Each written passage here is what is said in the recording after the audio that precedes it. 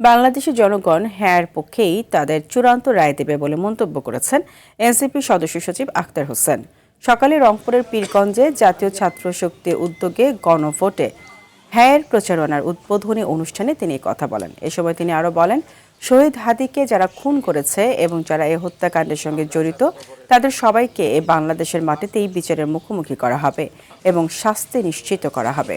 এর আগে শহীদ আবু সাইদের কবর জিয়ারত করে শহীদ পরিবারের সঙ্গে সাক্ষাৎ করেন।